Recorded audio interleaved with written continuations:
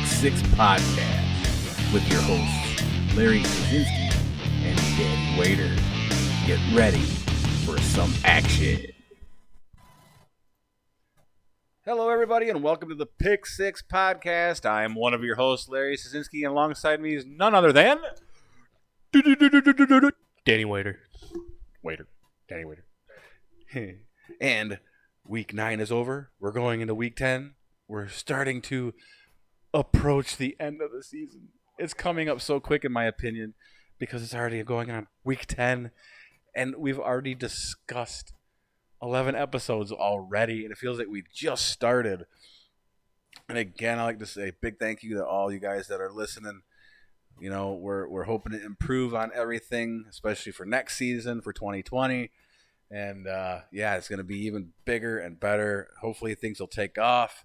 We really want to get sponsored, start getting paid for this so we can start doing, like, giveaways and contests, raffles, whatever. I mean, we really want to get into all that, you know, because we have fun doing this. And even after the NFL season, we're going to continue on. But it's going to be a different podcast. We're not going to call it the Pick Six Podcast. Just a podcast where we just basically chew the fat, talk about things, joke around. We'll talk about the occasional, football situations if there's trades or whatever. Or we can just, shoot back over to the Pick Six and do an episode. Who knows? It's really odd talking about the end of the season already because it's rapidly approaching already. It's the beginning of November. And it's flying by. But let's get right into it, shall we? Because there's a lot on our plate.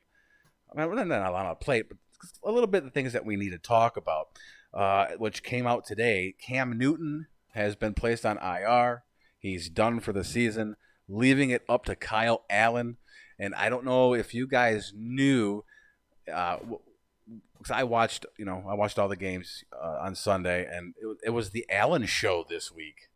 So many Allens, quarterbacks, wide receivers, all Allens tearing it up in the NFL all of a sudden. Like everybody's name is Allen, and it's been insane. But yeah, Cam Newton is done, so it's all on Kyle Allen. I thought he looked well. Who did they play last week? See, I got to get my notes here. Who did they play last week? Yeah, the Titans, yeah. And I think he looked – I want to say he's going to be great. I mean, he looked good. I don't have the stats on me, though, unfortunately. Actually, look that up for me while we look up Kyle Allen's stats for this week. If I'm not mistaken, he did pretty well. I mean, from what I saw anyway. I only was able to see the highlights because, unfortunately, I don't have NFL Network, and it really bothers me because I used to have it, but the place I live at got rid of it, and it really bothers me because I was able to watch football all year round. So, and it really bothers me, but unfortunately, there's nothing I can do about it. So there's no point. So I'm going to hand it over to Danny. Because, like I said, I thought he did pretty well, but now we're going to get more in-depth on that with Kyle Allen's stats from last week against the Titans. So, Danny, off to you, sir. Thank you, Larry. Anyway, Kyle Allen actually went 17 of 32 for 232 yards, 2 touchdowns, and 1 interception. His season has been pretty good. I mean, he came in, I think, 2-3 games into the season, I think. Let me check this out. 1, 2, 3, 4, 5, 6. Yeah, he's played 6 games for the Carolina Panthers so far. 1,291 yards, 9 touchdowns, and 4 interceptions. Now, his interceptions could be a little bit better, but they came to teams with good defenses, which literally 3 of them came from San Francisco and 1 came from the Tennessee Titans this game. But, he's been very consistent this year. In his first game against Arizona, he had 4 touchdowns and no interceptions. I mean, I'm okay with Cam Newton, but he's I think he's like Andrew Luck. All the talent in the world, but his body can't handle it. His body, he can do amazing things, but his body just can't keep up, with it. Jerry Rice, he all the receiving records, and I don't see anyone breaking any of his records. Why? Because he didn't condition. He wasn't a superstar when he came into the NFL. He wasn't projected to be the best receiver in the NFL. The way he did it is he made sure his body was in the condition to last, 20 years in the league that he was in? And you have, and he worked every day. I mean, he barely dropped any passes, and he accredited that to, bricklaying with his dad, They would toss each other bricks, and they would have to catch them. I'd be able to catch footballs one-handed if, I caught bricks all day. But the thing is that, like, Cam Newton, superstar, amazing talent, but he doesn't practice like he wants to play for 20 years. He doesn't condition his body like he wants to play for 20 years. And if you're a superstar, and you want to keep playing at a superstar level, that's how you have to train. But he's on IR right now, and no, I don't see why they would even, if they made the playoffs, I don't see why they would even take him off anyway, because he would just be a liability. I mean, think about it. He could have came back at any time because of his foot injury, but no. They're starting Kyle Allen. Why? Because Cam Newton, he just can't do it anymore. Dolphin fans, don't worry about it. Anyway, Cam Newton, I'm glad he's on IR because, I don't even know what I'm talking about anymore. I had everything perfectly planned in my head. Every time I talk about Cam Newton, I just because it makes no sense. He 15-1 one year, goes to the Super Bowl, and then he acts like a little crybaby, puts his hood over his head, and walks out of the press conference after losing the Super Bowl. And then he gets benched in favor of Kyle Allen, and then now he's on IR. I mean, could we see Cam Newton traveling to a different team? Maybe the Miami Dolphins? I hope not. Because he would make them even worse than what they are now. And that was gonna be my next subject, because there's a lot of talk going on whether or not Cam Newton will be back for the Carolina Panthers in 2020, and I highly doubt it. I don't think so. I think his run is done in Carolina, and I'm definitely going to see him. I definitely see him on the free agent block starting the end of the season. I'm with you on that. I don't know what happened. I really don't. I don't know what's going on in his head. This is like another Antonio Brown situation, but more like emotional.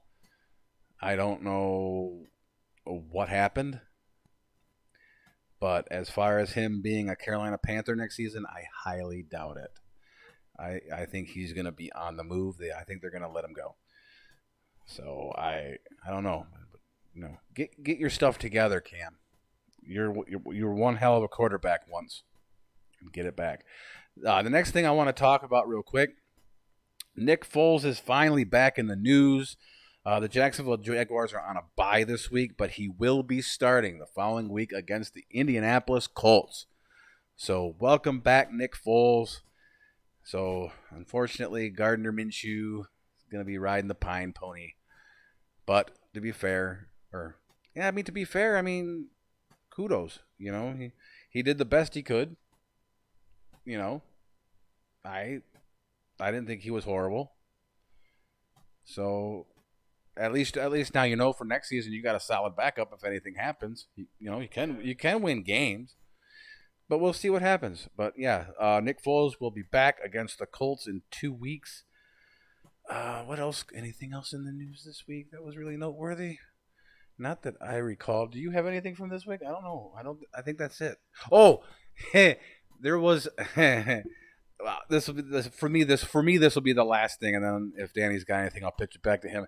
There was a massive rumor earlier this week that was brutally shut down hardcore, and the rumor was that the Chargers were going to move to England, and the owner of the Chargers put on the brakes so hard.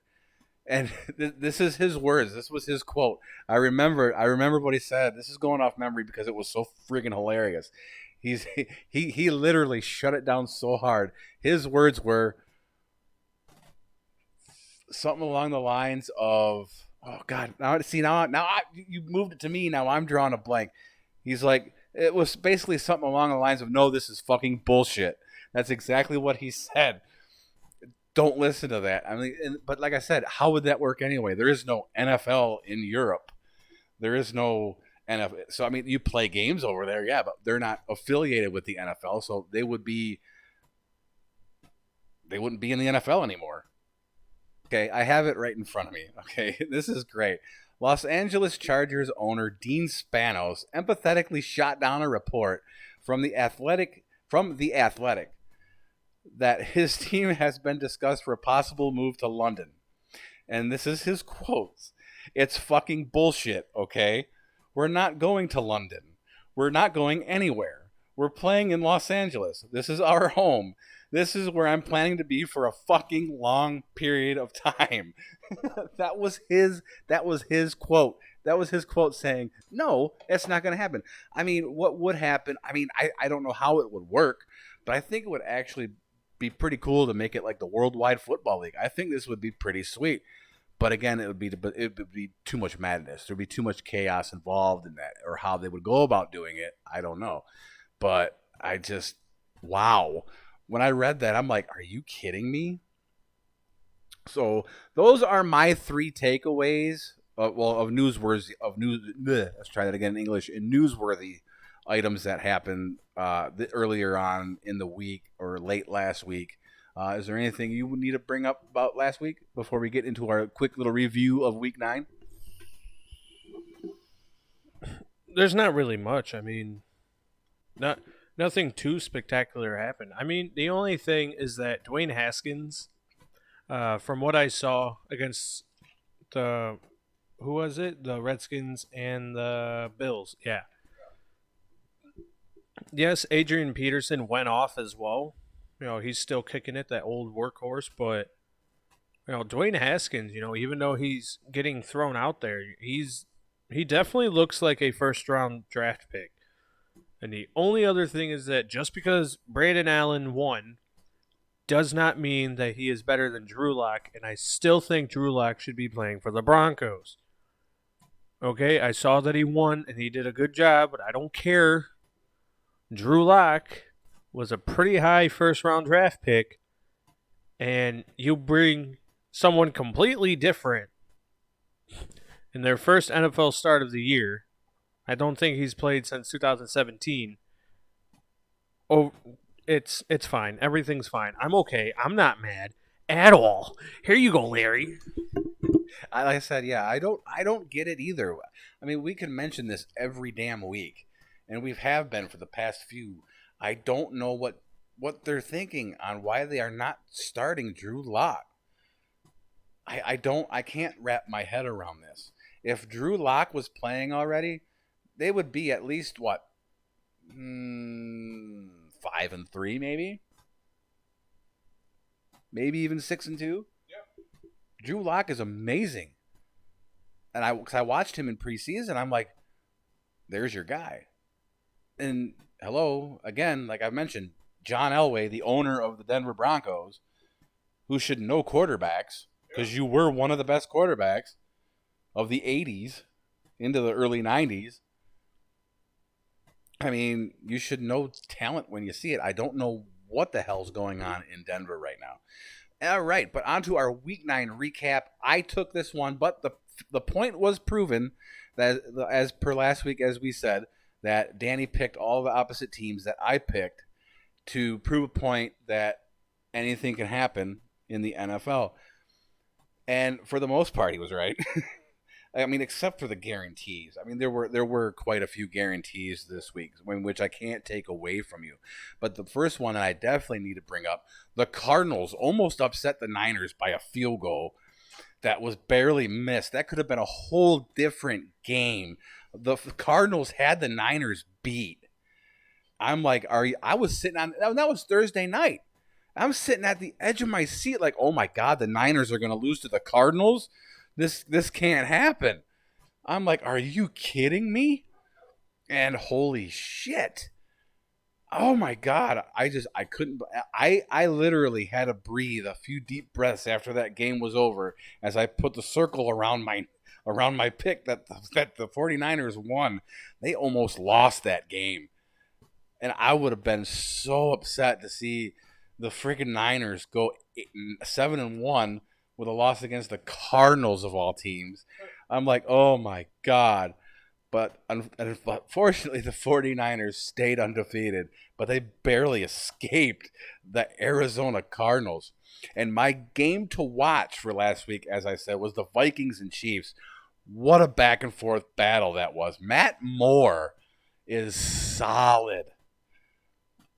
Like I said, he's going to be another great backup to Patrick Mahomes, who should be back either next week or the week after.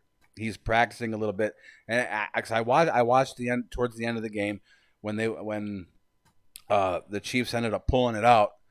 Patrick Mahomes was jumping, cheering, celebrating, so he looks like he's ready to go. So he's probably going to end up coming back. But Matt Moore, that's a name you're definitely going to have to keep your eye on in the next 2-3 years. Matt Moore has the potential of being something great. I mean, to be able to fill in for Patrick Mahomes and still win, just like Teddy Bridgewater did for Drew Brees. I mean, Teddy Bridgewater going 7-0. Oh, I mean, good for all of them. Let's see, what else did that stick in my head? Oh, and of course, the Kings getting dethroned, which is the title for this episode, by the way. The Kings have been dethroned as the Baltimore Ravens kick the hell out of the New England Patriots. I loved every minute of it. But that was the second point from last week's podcast that was proven, that up until last week, the Patriots hadn't played anybody. Not even contenders. Bunch of throwaways, except for one game when they played the Kansas City Chiefs. I think it was like week 3 or some shit like that. But other than that, you played nobodies. And now, including this game, for their 5 games in a row, they lost against the Ravens. They got the Cowboys. They got do they have the Chiefs again? No. I don't remember who they play in the next. Actually, you know what? Okay, I found it. As I mentioned, as the New England Patriots got their ass kicked by Baltimore, which was so great to watch. Here's the list of their next 4 games, because it was a 5-game total. This is who they got coming up. They're at Philadelphia this week. Then they're at home against the Cowboys. Then they're in Houston against the Texans. And then they're against the Chiefs. So, yeah, let's see y'all freaking go 4-0 here. It ain't going to happen. You guys are going down. I love it. I love seeing it. The Ravens 37-20 over the Patriots. You guys did not stop Lamar Jackson. You didn't stop anybody. That defense fell apart. I loved every minute of this football game. The Ravens did not lose the lead once. Tom Brady played like garbage. Their receivers playing like garbage. Their defense playing like garbage. I'm going to the bank laughing so hard on this one. This was great, and we're going to see more. So it's wonderful. I love it. Other than that, we'll talk about the Lions at the end, because there's definitely things I need to discuss on that. I know you do too. But that's all I have for my recap, my personal recap of Week 9. Do you have anything? I just want to say that the Patriots defense did a pretty valiant job against a team that is definitely a run first team and definitely can smash it down your throat. The score says differently. The game was actually a pretty decent game to watch, but definitely the Ravens were able to tack on a lot more points than the Patriots. I am not a fan of the Patriots. I will say that they did try, but definitely against a team that is definitely run heavy. It shows that they can't be beat. And then when you can run the ball, you can pass the ball. So Lamar Jackson was able to pass the ball as well. But like I said, the record does not show how bad Tom Brady is this year. Everyone wants to talk about how he's the GOAT. Everyone wants to talk about this and that. But, you take away Julian Edelman and you take away Rob Gronkowski, and you see what he really is. I mean, Rob Gronkowski left for, retirement, and now he has no safety blanket. Like Julian Edelman, he's not always going to be open. He does a good job, but he's not always going to be open. And, Tom Brady just looks like a little kid trying to play a, big man sport. And like I said, Tom Brady is a Bill Belichick prodigy. Okay? He is not the GOAT. He is one because the defense has been able to come in clutch when it matters in the playoffs. And he has had players on the team come in clutch for him to make him look good. And the whole organization plays around Tom Brady's strengths and weaknesses. Because if you do that, then it hides any weakness you have, and all of a sudden you become the GOAT because you're a product of a winning system. You're a product of a system that is a team effort. So without Rob Gronkowski, all of a sudden the offense just looks kind of bleh. But I really don't have a recap. I mean, I proved my point. I went 5-9. When you go completely against someone else's picks, it's usually not 50-50. So the fact that it was close and it was the last two games that decided if, we tied or I lose, that that's rough. Okay, that tells you the season. And like we said, there was the gimme games like the Bills and Redskins, Seahawks and Bucks, the 49ers and even though, like you said, the 49ers almost lost to the Cardinals, and that's why I say I don't know who the Lions, Chargers, or Eagles are, because like the Cardinals, they almost beat the undefeated 49ers. And the Lions tied them the first game, and then they lost the next 3 games, but then they won the next 3 games, and now they've lost the last 2 games, but they almost beat the undefeated. And then the Eagles beat the Packers, and then we beat the Eagles, but then we lost to the Packers, and then the Eagles lost to the Cowboys, and the Packers beat the Cowboys, but also the Jets beat the Cowboys. But the Jets lost, to the Dolphins?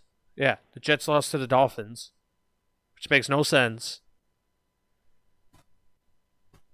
And the Chargers beat the Packers, but we beat the Chargers. So, do you see where I don't understand, like, those 3 teams?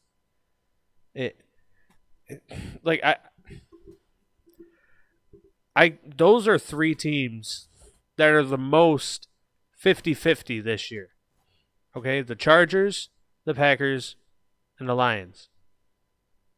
I may be a Lions fan, but I don't know who they are. I don't know who the Packers are. I thought I knew who the Chargers were, and then I realized that's actually an organization that is in the AFC that is exactly like the Lions, who is in the NFC. They are literally a team where everyone says, "Oh, same old Chargers."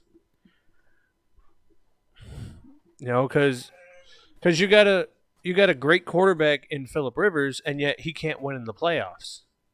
Yeah, he has a couple of wins, but he doesn't get further than the first round. And then he's had a great running back. He's had Antonio Gates. He's had really good receivers. He has he's had all the chances. If there was anyone to compare Matthew Stafford to, it would be Phillip Rivers, and Phillip Rivers had everything. Okay? Yeah. That guy got touchdown after touchdown after touchdown. Still has the NFL record for most touchdowns in a season. We're talking about LaDainian Tomlinson, by the way, who Phillip Rivers did have and still couldn't reach the Super Bowl, which LaDainian Tomlinson deserved a Super Bowl. I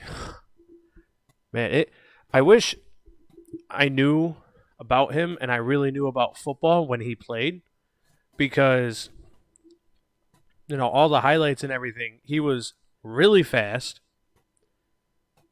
He was really big.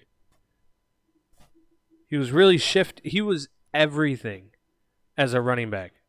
Hence why he has 138 rushing touchdowns for a career, which is most by any running back.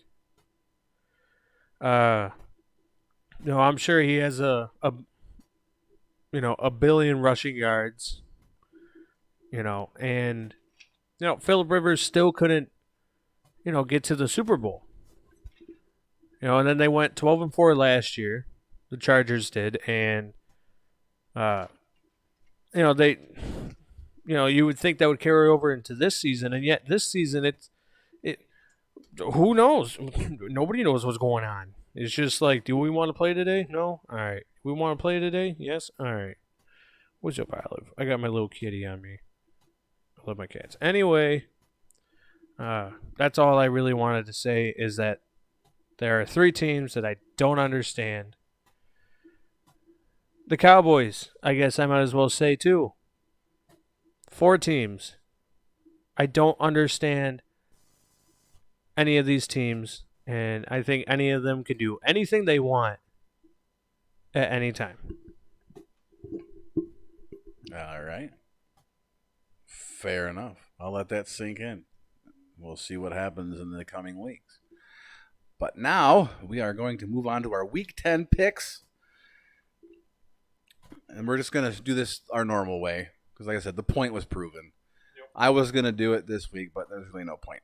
Not when the point has been proven. Oh, yeah. So, but yeah, our standings as of right now, like I said, I was 9-5. Danny was 5-9. I'm now 5-2-2. Danny's 2-5-2. You got to pick it up here. Hopefully. That was me dinging. Ding dong. All right. First up, speaking of which, we have the Chargers and the Raiders. Thursday night football. I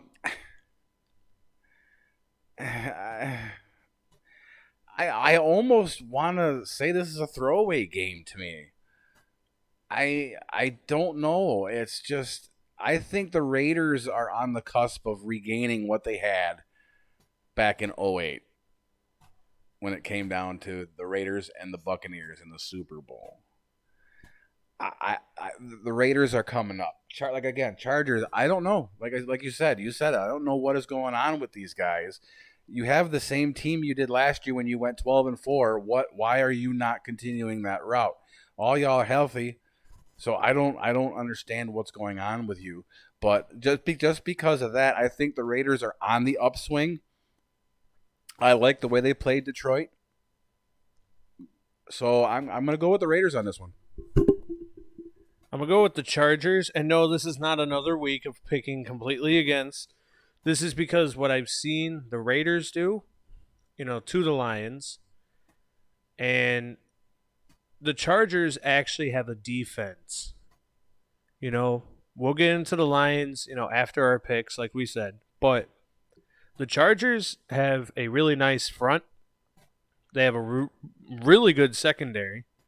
The Lions also played without Darius Slay as well. So that was, that's why Derek Carr was able to throw wherever he wanted.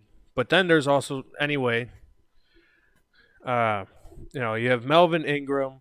You have Joey Bosa. You have, I think it's Casey Hayward at cornerback. There's a few other players. I want to say Desmond Howard. No, there's some Desmond King, I think. Hold on. This is not an edit. This is staying in here. Let me hold on a minute. Fucking Desmond Howard, what? Hold on a minute. Someone's. I think you're right. It's Desmond King. Oh, Jesus, that was great. I'm like, wow, we went back to 1993. Hold on. Yeah, Desmond King. There we go. He's a very good quarterback as well. And there's a few other players I can't think of at the moment. I think the Chargers also have Thomas Davis, Sr., that they picked up from Carolina as a linebacker. He's also very good. So, yeah, I have the Chargers on this one because they stopped the run. They don't have anything else. Although Josh Jacobs has been a very good running back this year, and I think he's in contention for offensive rookie of the year. But yeah, I give the edge to the Chargers because you stop the run for the Raiders. Derek Carr can't do anything else. And I have to mention real quick too, Melvin Gordon. I think he's another one we're going to see in the free agent pool this year. But I don't know. Maybe he's part of the problem. I mean, he did light it up last week. I think he had like 120 some yards, 2 touchdowns. I think I'm not for sure on that. I'm sure Danny's going to look it up and tell me, but I'm pretty sure he did kind of light it up last week. But 80 yards, 2 touchdowns. No, 80 yards and 2 touchdowns. Okay, so he almost hit 100, but.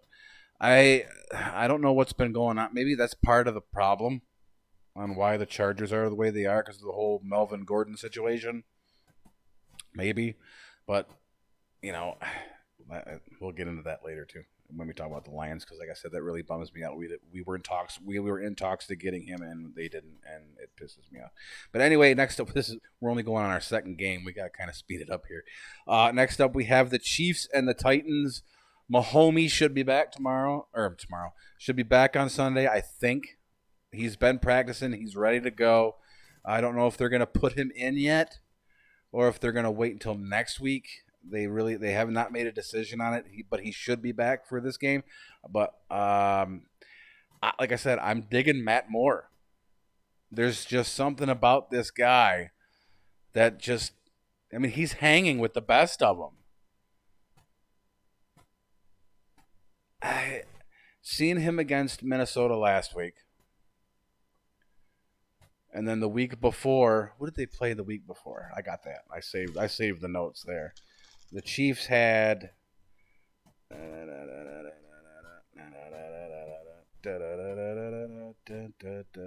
trying to find it. La cucaracha. Chiefs, where you at? You didn't have a bye week. Oh, they played the Packers. Yeah. See, Packers and Vikings. 2 NFC North opponents that we have. And in both weeks, friggin' Matt Moore he hung in with Case Keenum and hung in with Aaron Rodgers.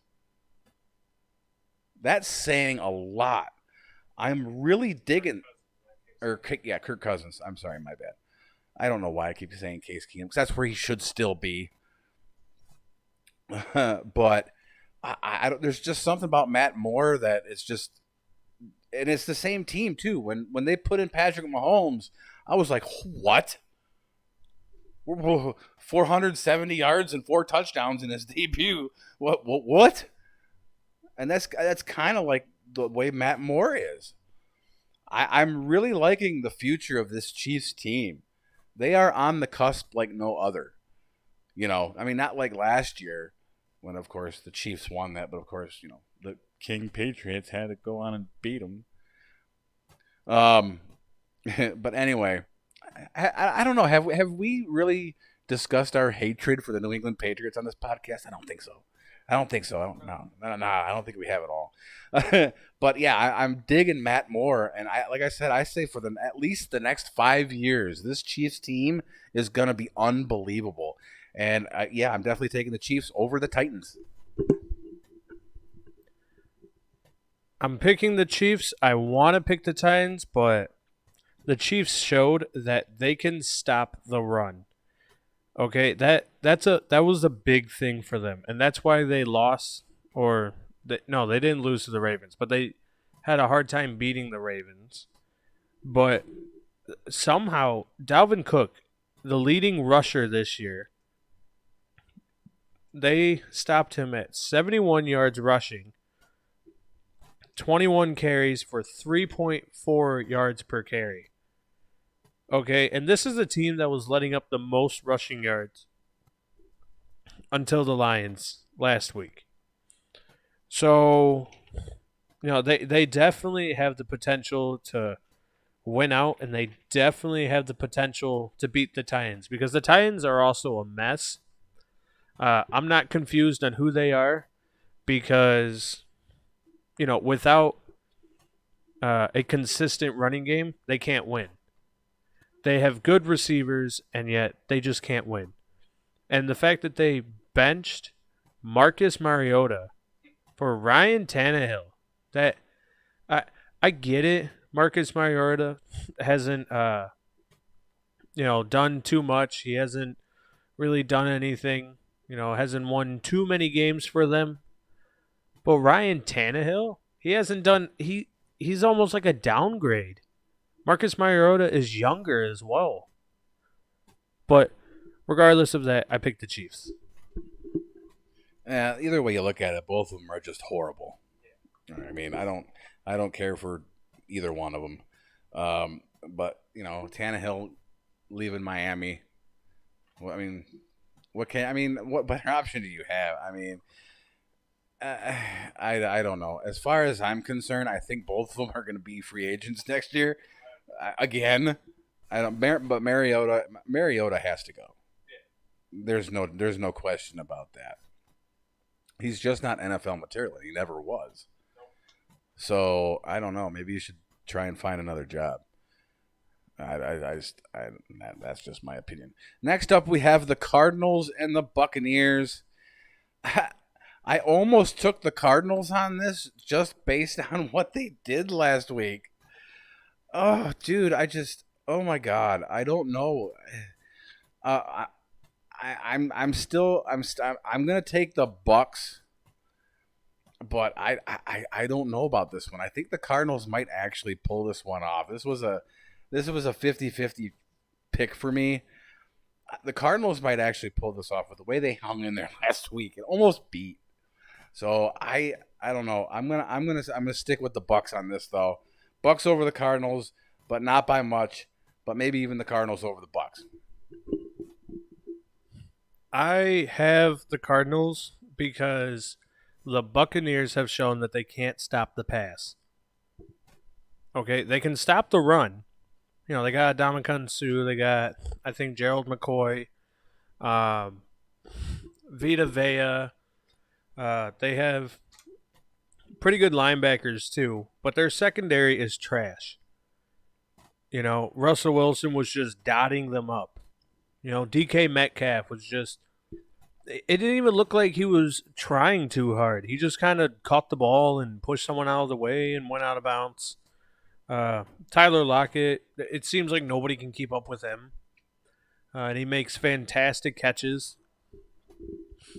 And you have all these different pass catchers in Arizona. I still don't like Kyler Murray, but the players around him are making him look good. And I give it to the Cardinals because I think their passing attack will be too much for the Buccaneers. And also, Jameis Winston likes to throw passes to the other team for touchdowns. All right, fair enough. Next up, a throwaway game and a half. We have the Giants and the Jets. I don't give a shit. I just went with the Giants. I don't know why Sam Darnold hasn't turned it around. I mean, when he came back in that first game and lit everybody up, I'm like, this is it. Sam Darnold, Le'Veon Bell, they're going to get it going. This is it right here. They're going to just rip ass, and they didn't rip ass. They just rip. So, I don't know. So, I'm sticking with the Giants over the Jets. I'm picking the Giants because I think I also saw that I think Leonard Williams was traded away from the Jets, which is a very dumb decision. He is a very young and very good defensive end, and that defense is definitely letting me down. On paper, I saw that defense and I was like, no way. And it's kept them in games, but it's let me down. Literally, the only consistent thing has been Le'Veon Bell. Okay? And just like we said before, Le'Veon Bell plays the game in slow motion. And he doesn't ever just, run. He waits. He sits there. You can try and tackle him, but he'll just kind of be like, all right, well, I'm going to go to the left. Wait a minute. All right, I'm going back to the right. Okay, I can go straight now. And then 6 yards. But I definitely have the Giants because Saquon Barkley has been tearing it up again.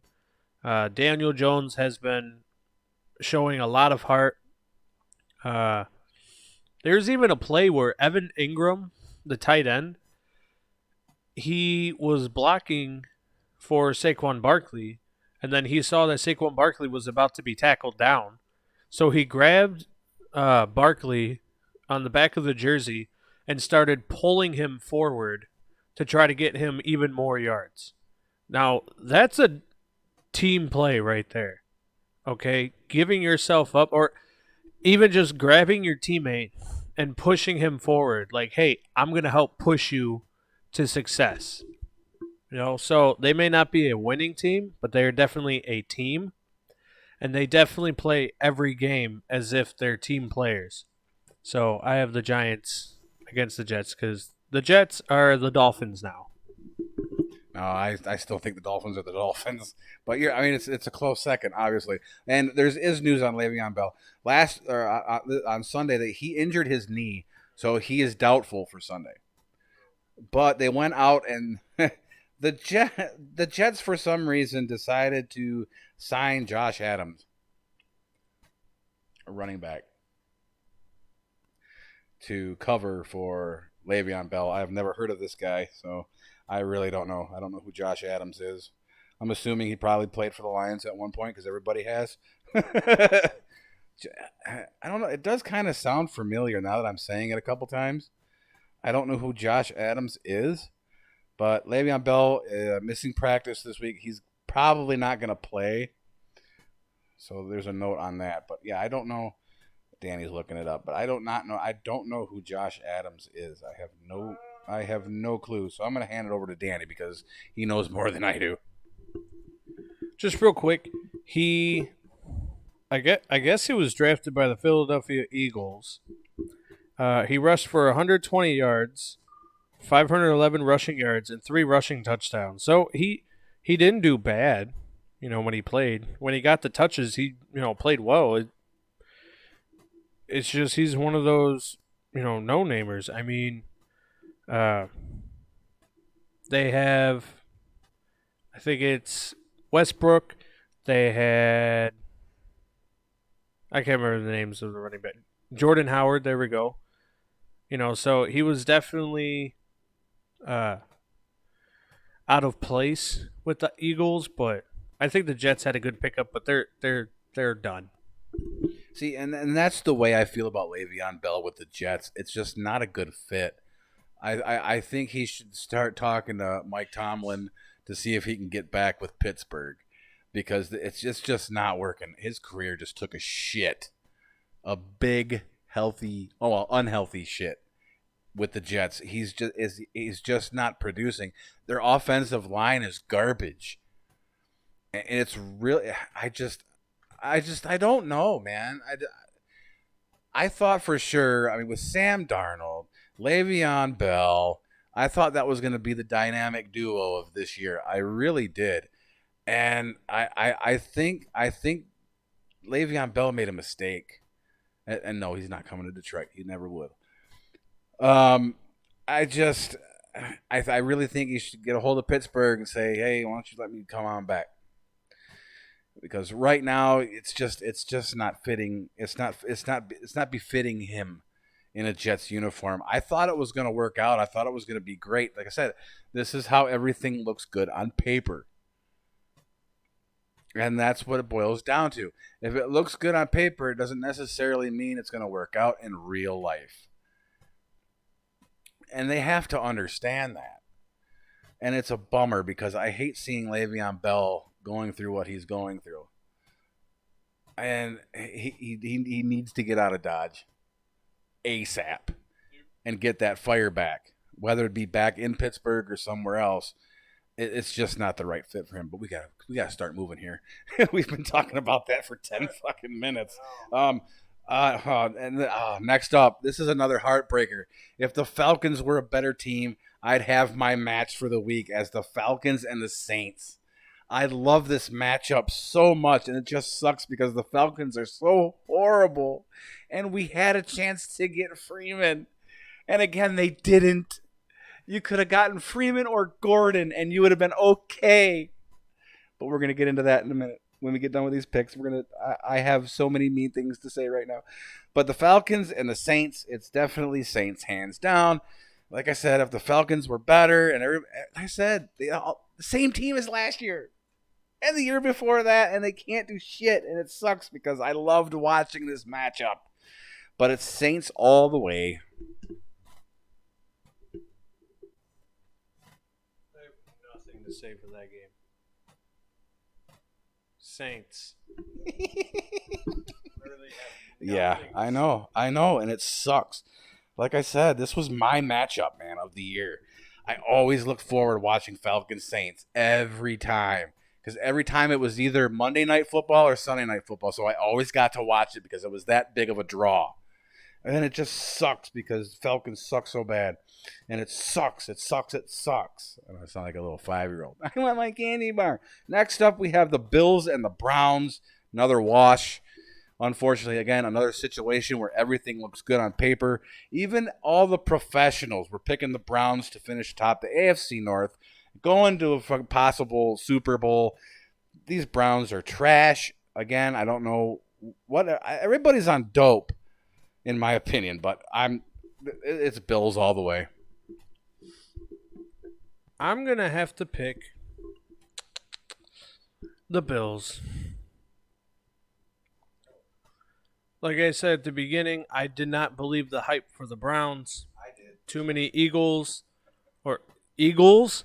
Wow. Yeah, too many, man. Too many Eagles on the Browns? Anyway, and you have a rookie head coach trying to manage all these big heads. You have Baker Mayfield, who, just like every other Browns quarterback, has had a past. Has an attitude problem. You have Odell Beckham, who has the only one of the trio, Baker Mayfield, Jarvis Landry, and Odell Beckham that is actually like cool and level-headed is Jarvis Landry.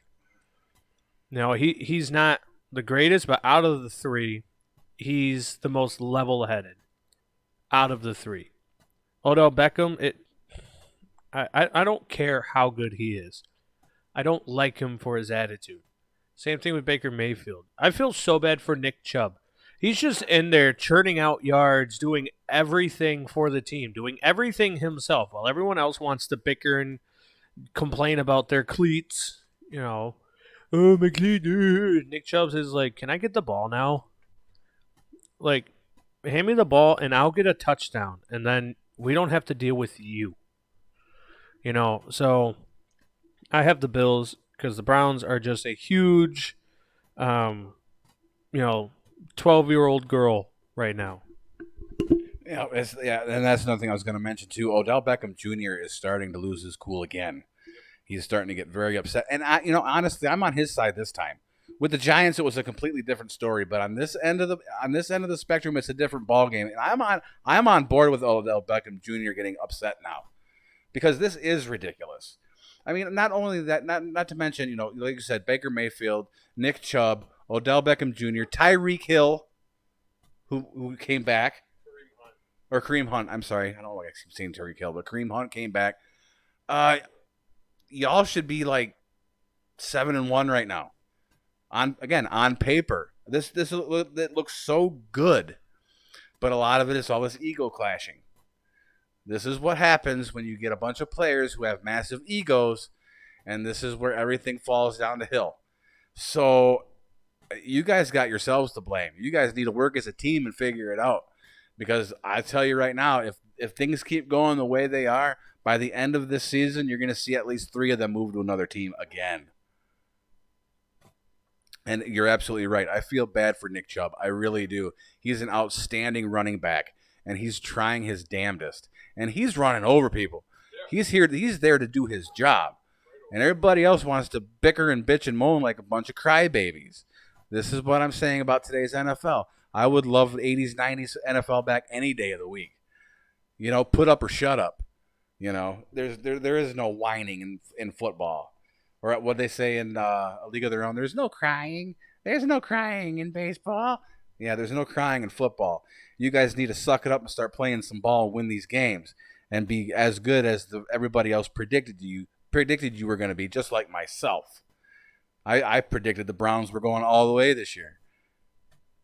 Atop of the AFC North, and that's not happening because y'all can't get your shit together. But anyway, moving on, still staying in the AFC North. The Ravens and the Bengals. I need to say more? Ravens? Ravens. That's a wash. Ravens over Bengals. And the Bengals will be 0-9. And they are the only team left that is winless. The Cincinnati Bengals. I think they will go 0-16. I really do. So we'll see what happens. We'll see what happens December 2nd, I think, when they play Miami. I don't know. So we'll see. Now, speaking of which, next up we have the Dolphins and the Colts. If Jacoby Brissett is back, that injury looked worse than it did. His center stepped on his foot, stepped on his ankle, but it was his knee that got screwed up, which I really can't figure that one out because that is a really weird injury. You would think the ankle would snap, having a 250-pound offensive lineman step on your foot. But it looked a lot worse than it is. He says he's fine, so hopefully he'll be ready to go soon. But that was a scary moment for Jacoby Brissett, and that injury was horrible in slow motion. I thought for sure his ankle snapped in half. It looked a lot worse than it actually was. So he's good to go. Thank God for that. So, of course, and you're against the Dolphins. It's Colts all the way, no matter who's in there. Real quick before I make my pick, I couldn't remember if Darius Slay did play against the Raiders, and he did, but the ball was not thrown to him once. That's why I didn't know he was playing. That's some good coverage. Wow. Anyway, I'm gonna pick the Colts because, I mean, I don't know how the Jets beat the Cowboys and then lose to the Dolphins, I don't know how, but anyway, regardless of that, uh, that's another one of those. It's football; it can happen. But I definitely have the Colts winning. They have a very good defense, and I really don't see Fitzmagic being able to overcome that. No, not at all. Next up, we have the Lions and the Bears. You guys don't know this, but as I aforementioned to Danny after last week's terrible game against the Oakland Raiders, I am now finished. I am off the wagon. Lions can go to hell. I am finished. This is 30 years plus of pain and agony, and I cannot deal with it anymore. I am off. I'm finished. We'll get into the discussions later, but there's some changes that need to be made in a massive way. And you can already tell in my voice the anger is already coming out. I'm finished. I'm done. For the rest of this season, I'm picking the opposite. I'm not picking the Lions no more. I'm done with it. I've had enough of this. No, I don't care how bad the Bears are right now. I'm still picking the Bears over the Lions. And you're basically doing it out of spite. No, I'm doing it because I'm pissed. Well, that's kind of spite, Bullshit. I'm done. No, but I'm picking the Lions because the Bears are a much more hot mess than the Lions because Mitchell Trubisky, he can't do anything. They got rid of Jordan Howard, so they don't really have anyone running the ball. They have a rookie, but he's doing all right. He's one of those rookie running backs who is a good complement, but he's not like a starter. And Tariq Cohen, he's more like what's the best example? He's more of a Theo Riddick, in my opinion. Yes, he's very fast, but he's not a Tevin Coleman type of running back. He's not going to be extremely fast and run people over. He's just going to be really fast. And so that's why he's so good at the passing game, but when it comes to running the ball, he's not that good, which was the same thing for Theo Riddick. He was decent at running the ball, but it was the pass catching out of the backfield that made him a lethal weapon. And yes, the defense is phenomenal for the Bears, but as you can see, when they come up against really good offenses, they have lost. With a dominant defense, you just barely have to score on offense and you win games. But yet the Bears aren't winning games. And their defense, they have some of the best players in the game on defense. I mean, they got Eddie Jackson. They got Khalil Mack, by the way, who in 1 year went to the Pro Bowl for 2 different positions. Okay, 2 different positions he went to the Pro Bowl. Okay, no other player in NFL history has done that. Okay, and then during last year, he got traded over to the Bears just before the season began, and he still just fit right in, still just wreaked havoc. And that's a whole different defense. And yet this year they're not winning.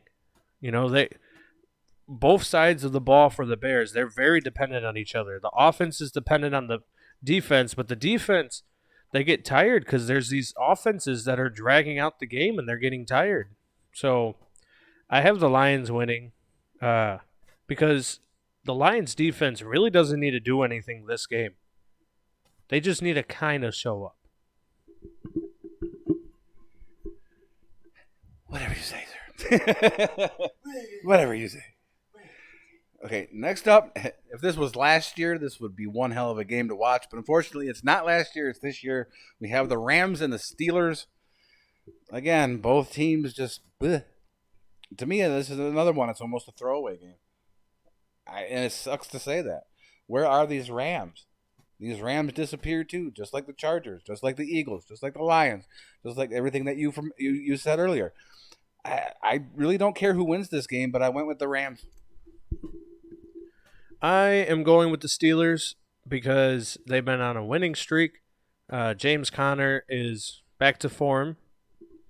The receivers are finally like figuring out what a football is, and Kyle Rudolph is actually playing really good football, and the defense has also been kind of lights out as well. Last week but they have the potential to keep winning without Ben Roethlisberger, and without Antonio Brown, and without Le'Veon Bell. So I have the Steelers winning that game. Interesting. Okay, what do we have next? We have the Carolina Panthers and the Green Bay Packers. Can Kyle Allen keep the ball rolling against Aaron Rodgers and company?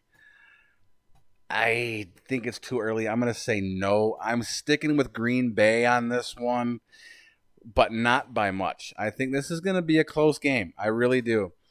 I'm like I said, I'm digging Kyle Allen. I think he's a better quarterback than Cam Newton. We already discussed that earlier on in the show. We're not going to go there again because it's just repeating ourselves. But I see Kyle Allen doing great things in the NFL, so we'll see what happens. But I have to go with the Packers over the Panthers. I'm picking the Panthers. No.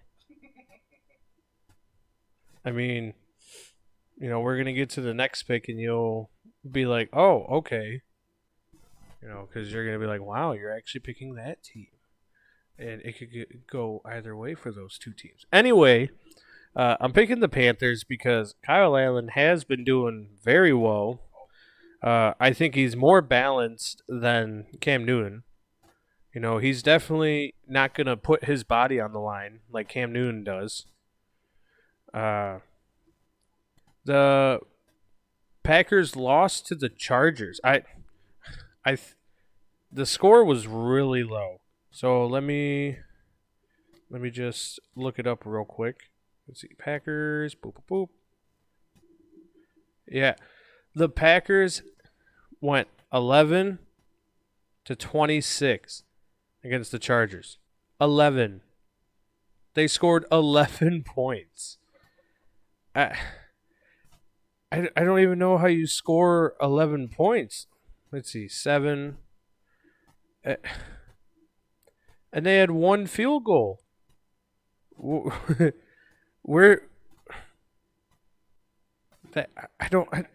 I'm so confused. 11. Think about it. Maybe it was a 2-point touchback or no safety. Oh, man, that's so bad though. 11-20. Like, how are you going to lose if you get a safety? If you get a safety, that means you're dominating that team. That team can't stand up against you. And yet, like I said, the two teams that make no sense fought each other. And 11-26. I am so confused. But I have the Chargers. Or Panthers.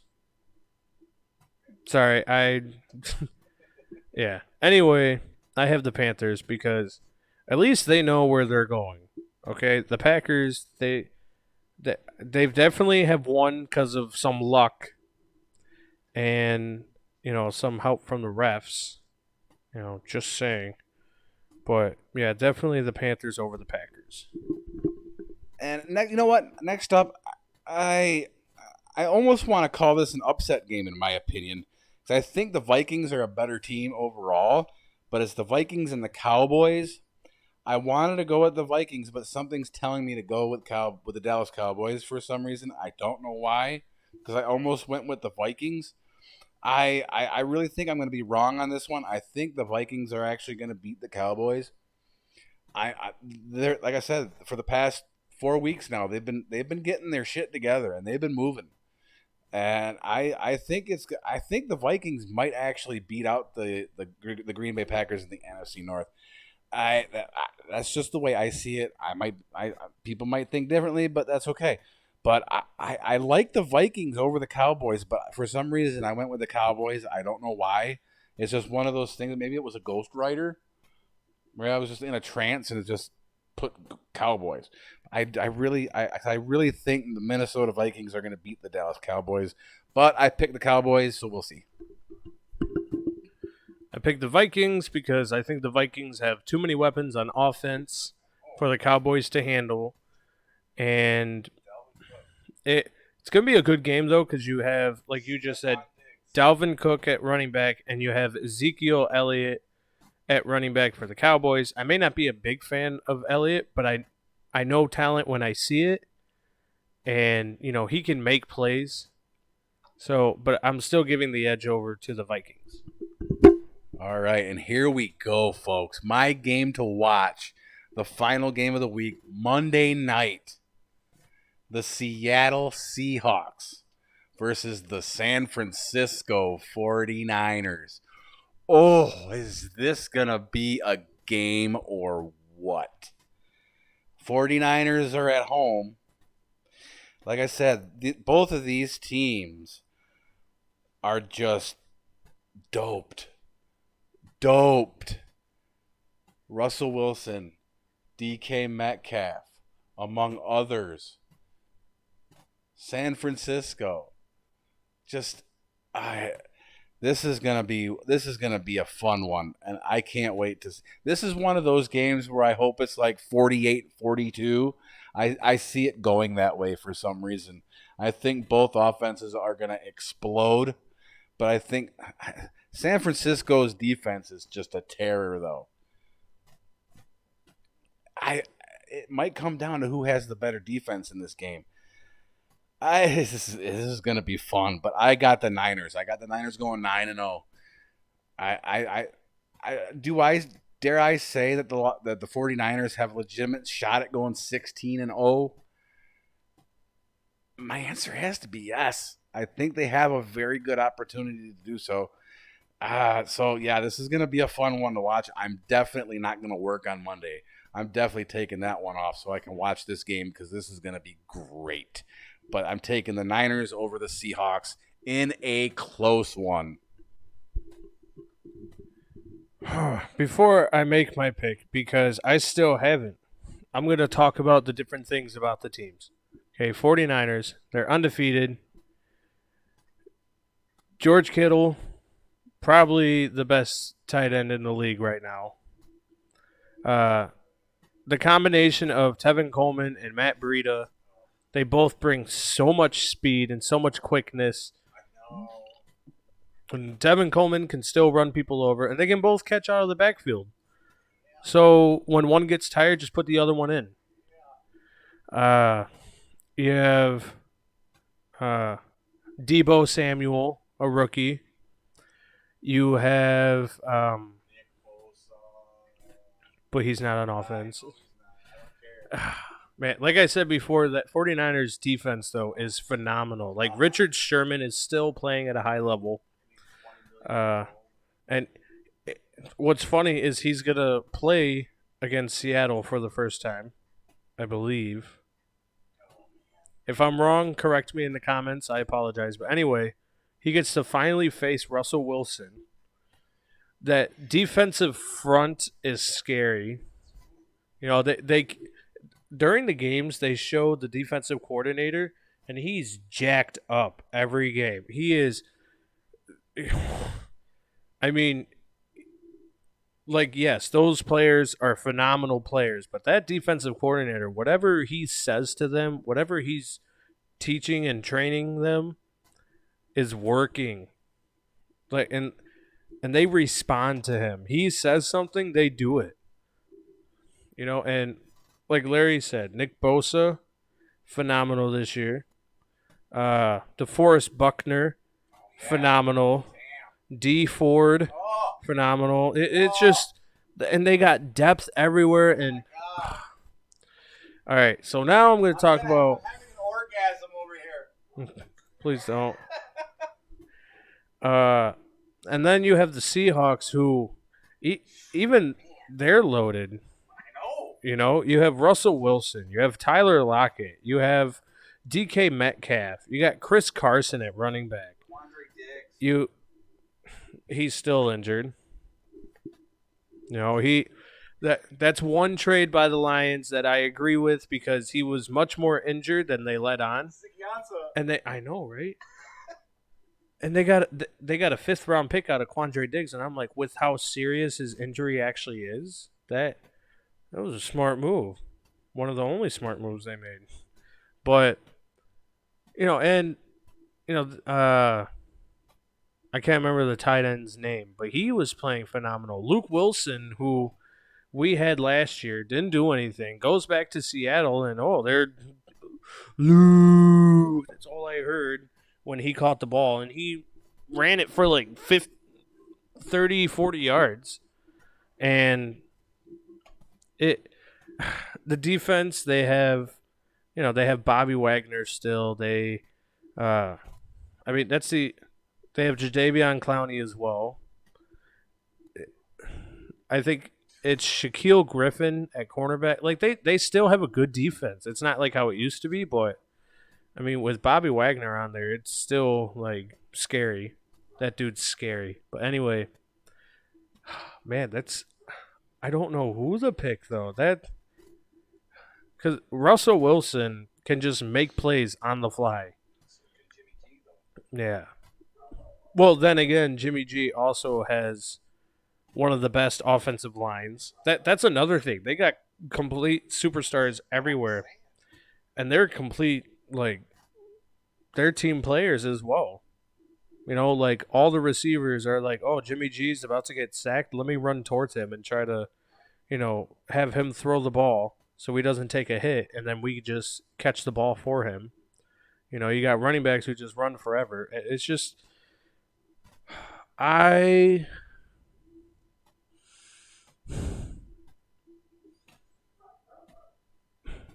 going to go ahead and just be the odd one out and pick the Seahawks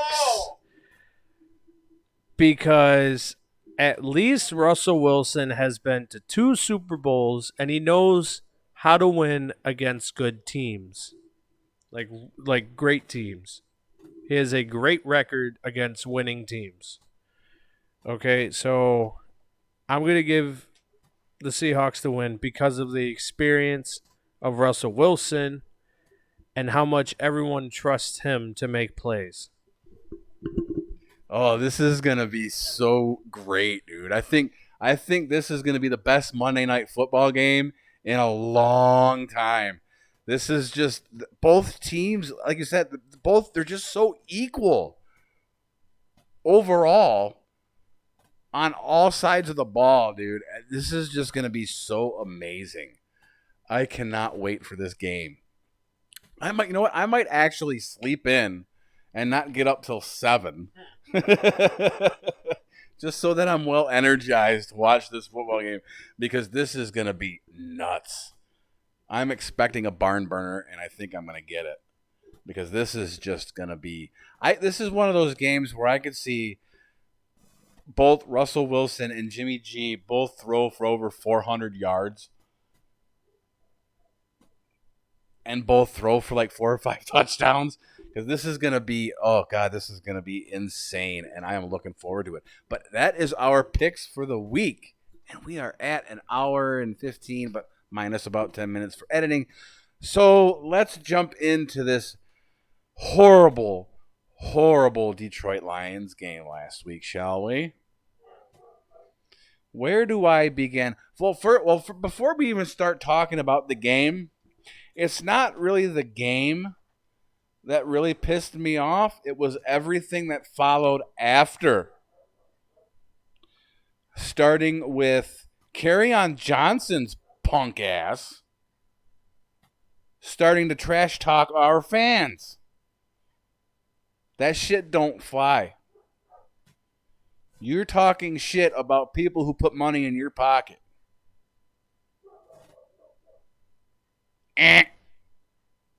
Bye-bye. I hope you don't come back next season after you get off injured reserve. You're done.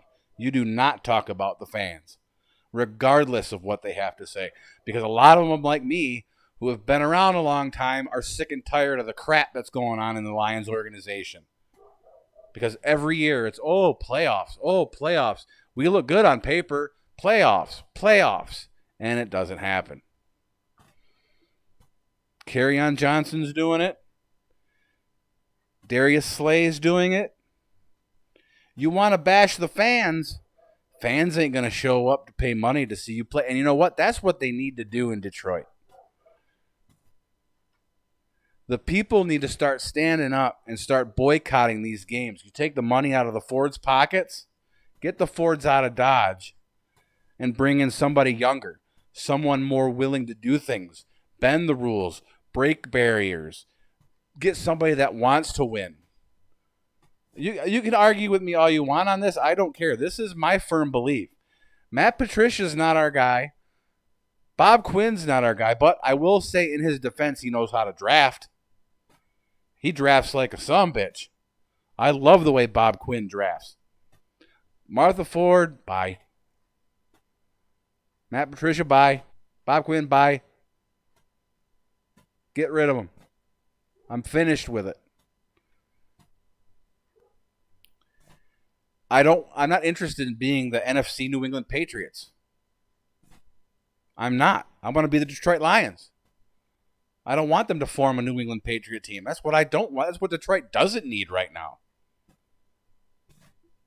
You want a team full of another Tom Brady? Fuck no, I don't. I don't want all that. I mean, don't get me wrong. I mean, who wouldn't like 6 Super Bowl rings? Matthew Stafford, he's one of the greatest quarterbacks in the league right now. I looked at it before I came over here today. He was ranked number 1. He was ranked number 1 in the entire NFL. Not just the NFC, the entire NFL. He was ranked 1 in stats this week again. So for all you people that trash talk Matthew Stafford, is it because you're jealous? Because you don't have a quarterback like Matthew Stafford? This is where I will stick up for the Lions. Matthew Stafford is amazing. I hated him last year. Because look, I mean, but that got erased when the truth came out that he played almost the entire 2018 season with almost a broken back. You want to talk about someone that loves the game? Is Matthew Stafford. I feel bad for Matthew Stafford going through this year after year. It's the same shit. No playoffs. Oh, we get a wild card. You're losing the wild card. No playoffs. I really don't think they should assign him to a 10-year deal. Matthew Stafford needs to get out of Dodge, go somewhere that's a contender, and get a ring. If anybody in the NFL deserves a ring, it's Matthew Stafford. You're not going to get it with Detroit. It's not going to happen. Detroit is never going to win a Super Bowl ring ever. Ever. And it hurts me to say that because I've been a Lions fan for years, but enough is enough. I've been watching the Lions since I was 10. I'm 41. 31 years of pain and suffering. I mean, I saw a lot of good things. And that's the thing. The Lions are under the Barry Sanders curse. When he left, all shit fell to hell. Every year since then in 92. When he called it quits, Barry Sanders put a curse on the Lions. I'm telling you, that's what it is. It's the Barry Sanders curse. Because every year, even Danny and I, in the offseason, we're like, did you see this? We picked up this guy. Oh my God, we picked up blah, blah, blah. This is going to be amazing. Every year. And it's the truth. It looks good on paper. But they also have a paper trail of all the teams that they played on that we got. I mean, Snacks, Flowers, Amendola, who, again, I'll stick up for him. He's been carrying it. Amendola. It's been the offense I don't have a problem with. It's their defense that needs to get their shit together. I don't care if half of your defense is hurt. Your team should be a complete team. Your backups and your third stringers should be just as strong as your starters. That's what coaching is all about in football. Bottom line. And that's why I liked watching the Red Wings. Not because we're here in Michigan, and I personally, I can't stand the Red Wings anymore. I haven't in a very long time. But even the Pistons, it was the same way. Their bench could outscore the starters. 10 years ago when we won back-to-back championships. Our bench was more lethal than our starters were. And that's the kind of mentality, that's what they need to do with the Lions. Their bench needs to be able to compensate for the starters. That's what the offseason's for. That's what training is for. That's what preseason's for. And you guys are wasting your damn time. I am beyond frustrated with this Lions team. There's no way in hell we should have lost that game against Oakland. And John Gruden gave them the game. John Gruden calls a defensive timeout with 8 seconds left to go with the Lions on the half-yard line.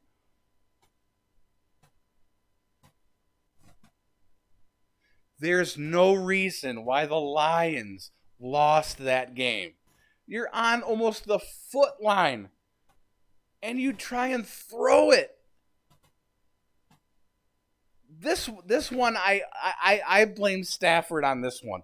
All you had to do was get a fullback out there, run it straight up the gut, push him in, end zone, game, Lions win. But you decide to pass.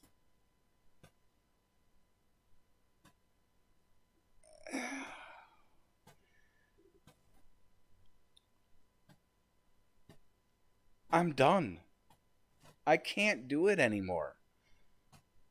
This is like being stuck in an unhealthy relationship for 30 years. I'm so tired of watching this over and over and over. It's when you watch a Lions game, you're watching the same Lions game from 15 years ago. Enough is enough. I'm done. I'm exhausted. I shouldn't have to watch. I shouldn't be one of those people that sit down, watch a football game, and scratch my head and wonder what the hell? Like a play, for instance, which a lot of people got pissed off, but I saw it because I know football, you know football. When Oakland punted and the Lions didn't touch the football. And they're standing around there confused. I'm like, don't you see it? The dude stepped out of bounds. Yeah, he was out of bounds. That's why he couldn't touch it. That's why he didn't touch it. He ran out of bounds, came back in. If he would have touched it, he got flagged for it. Yeah. So why are you guys complaining that they didn't touch the football? That was one of the smartest moves I've ever seen live on in an NFL game, period. He was smart enough to know, hey, I stepped out of bounds. I'm not touching that football. And the other guy had the right to throw his hands up like, why didn't you touch the football? He ran out of bounds, you fucking idiot. It's bad when the fans of the game know more than the players do. Even I was sitting there when he was out of bounds, he came running back in. I'm like, don't touch that football. No, please don't touch that football. You're gonna get hit. And he was smart enough to know that, hey, yeah, he did a great job on that. I clapped. I'm like, thank God for that. But the other dude could have. I don't remember who was out there. The one that put his shoulders up, like, what are you doing? Why didn't you touch the football? You were right there. It's just this stupid shit that I can't deal with it no more. It's not like I'm picking opposition teams out of spite. I'm just fed up. There's a time where enough is enough, and it's gone beyond that now. There's no reason we should be 3-4-1. There's no reason. Again, on paper, it's the same. Like I said, it's the same thing. Same thing every week. It's the same thing. It's like an AC/DC song. All the songs sound exactly the same. You watch a Lions game, and you watch a Lions game from 10 years ago, you'd think you'd be watching the same game. It's time for Detroit to get shook up. Things need to change. People got to go. Martha Ford, 86 years old. Get out. You don't care about football. I'm not saying she don't care about the players. She does. She does a lot for the players. She's a very kind-hearted woman. But she don't know shit about owning a football team. You need to get somebody younger, somewhere in their 40s. Someone hungry, someone that wants a championship. The Fords have always settled for second best. I know. I worked at Ford. I was a part of Ford. They didn't give a shit. You know, and they always settle for whatever. And that's not the way you win championships. I agree with the Quandre Diggs trade. I was mad at first, but when the article came on about his injury being worse, absolutely. I agree. But at first, before that all came out, I'm like, you guys are dumb. You guys are stupid for doing this. This is Golden Tate all over again.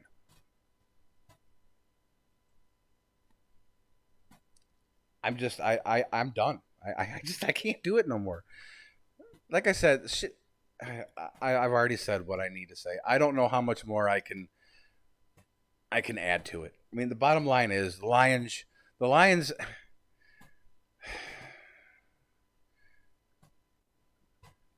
We should be right up there with Green Bay. There's no excuse why not. We should be right up there with Green Bay. 7-1, 6-2, fighting for first, second place. And we're not.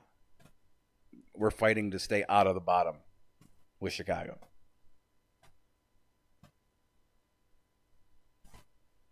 I feel really bad for Matthew Stafford. I really do.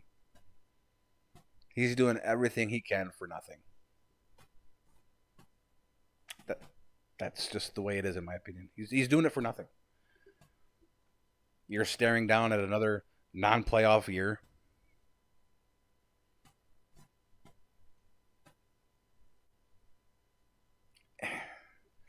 Stafford has to go. He has to go to another team because he deserves a ring. I can't repeat it over and over again, but I can't help it. If anybody deserves a ring, it's Matthew Stafford. And it's not with Detroit.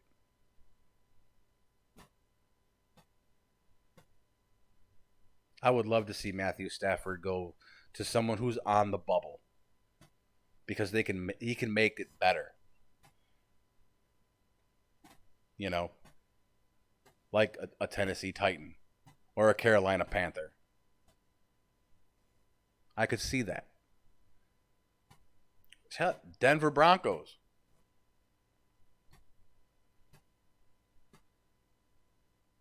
It's just not going to happen in Detroit.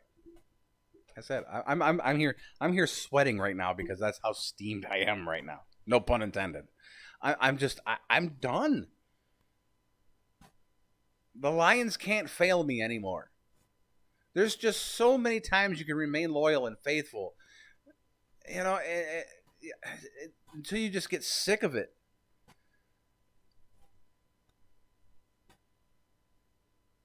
Every game, these Lions come out, whoop ass, playing perfect football on both sides of the ball for a half hour. Winning. I don't think we've been behind at all this year in the first half. No, we have. I don't remember if we have or not. We're starting out. So it's like vice versa from last year. Last year, we couldn't get the ball rolling in the first half. And then we got to fight and claw to get back into the game. Now, we're starting off the game on fire, scoring 3 touchdowns at halftime. And then you come out in the third quarter and just crap out and you lose.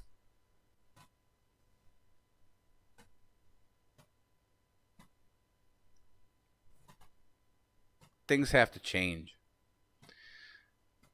I mean, even the coach's staff. You see them when the camera pans on them. They're just standing there with their arms crossed, like, duh, I don't know, duh. Instead of friggin' them throwing their clipboards, getting pissed off, showing that emotion, get angry.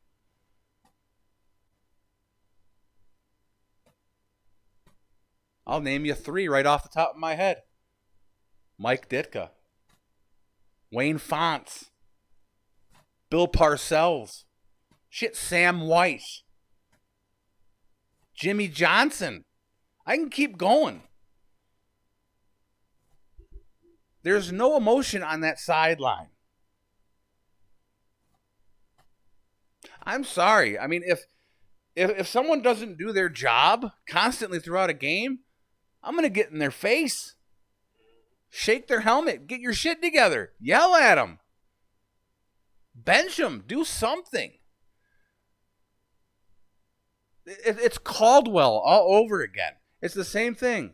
Shoulders, arms clenched, just standing there with the deer in the headlights looking up at the Titantron scoreboards, looking around instead of not standing up for what you do, not standing up for what you believe. If Matt Patricia is such a defensive wizard, how come in the past 3 weeks our defense has played like shit? It's our defense that's ruining this game. It's our defense that are making us lose these games. Our offense is amazing. Every week our offense is out there doing their job. I don't want to hear nothing about trading or getting rid of people or injuries. That don't matter to me. That doesn't mean shit. It boils down to your backup should be just as strong as your starters. Your third string should be just as strong as your second string or borderline starters. They should all be equal. Because that way, if anything happens, boom, you're good to go. You don't have to worry about it. He'll fill in for you and he'll kick the shit out of you. Or he'll throw for 400 yards. Our backups are weak on defense. I really have no complaints about our offense. Our offense is amazing. We're a top 5 offense, in my opinion. But again, we're the Lions moniker. We don't get the respect we deserve. We're not a sellable team because we're the Detroit Lions. That's what it boils down to. That's the honest to God's truth.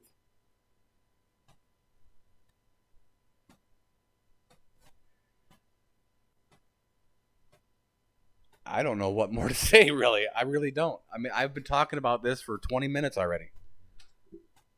I can't do it no more. It's going to be one of those things. In order for me to come back, they have to prove it. Lions aren't doing that. They don't care anymore. Like I said, here's what I want you to do, sir. Sunday, when we play the Bears, watch the sidelines. Watch the defense on field late game. I mean, you're going to see them loose. You're going to see them not play as intense as they did in the first half. You're going to see it all fall off. It always does. It's the same thing over and over and over again. There's no emotion at all. We haven't had that kind of emotion since Wayne Fontes. When shit was fucked up either way, on defense, offense, special teams, he got in your face. He yelled at you. We need to bring that kind of mentality back because apparently this is the only way things sink in nowadays. And you actually brought up a good point. I didn't think it was a good idea at first until I actually thought about it. Mike Tomlin would be amazing. Mike Tomlin would be a great choice to be our head coach. Absolutely. I mean, yeah, he has his moments where he just sits there, stands there with his eyes. But when it's crunch time, he's in your face. There needs to be more coaches like that in this league. You don't know how many times, even now, I say, bring Wayne Fontes back.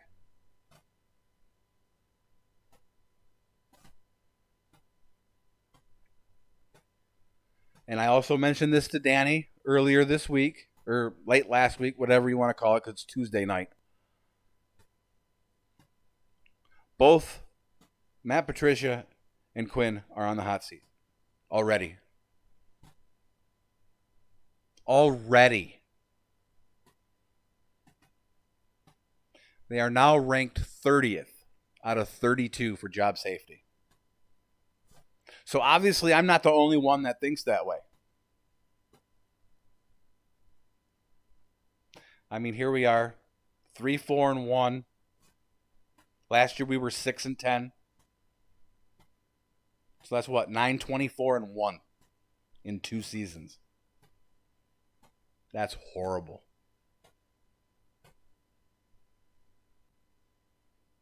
I wasn't expecting immediate. I expected around 6-10 last year. But I expected this year, by the halfway point, I was expecting at least 6-2.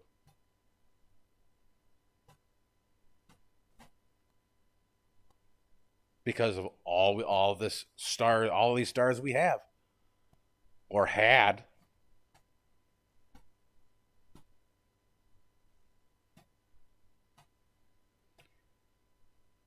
And that's another thing you're right on. All these guys that keep getting hurt are the guys that did not show up to practices, did not show up to training camp, did not do the workouts. Here's what I would propose. For anybody who misses any of those are automatically suspended for 4 games with no pay. Automatically. See, you miss time now. This is a team effort. This isn't I'll show up when I want to. I'll do what I do. I'll play when I want to play. It don't work that way. But you got your damn NFLPA supporting you. Which I think is bullshit. You should be paid to play. Yeah. If you're playing like shit, we're not going to pay you nothing. We ain't going to pay you shit. You're going to keep lollygagging around, playing like crap, not giving a shit. We ain't going to pay you nothing. But you step it up. You want to play. Here's your money. You get your bonuses. You get your shit for good play. Pay to play. That's one thing that I've said that for years. That's what they need to do. But you can't because you got your stupid NFLPA.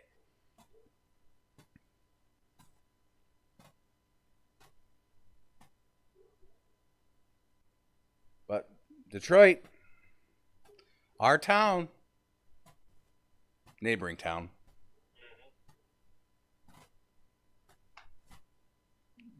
it's got to change. And it starts with you front office jackholes. Have Mark Cuban buy the Lions.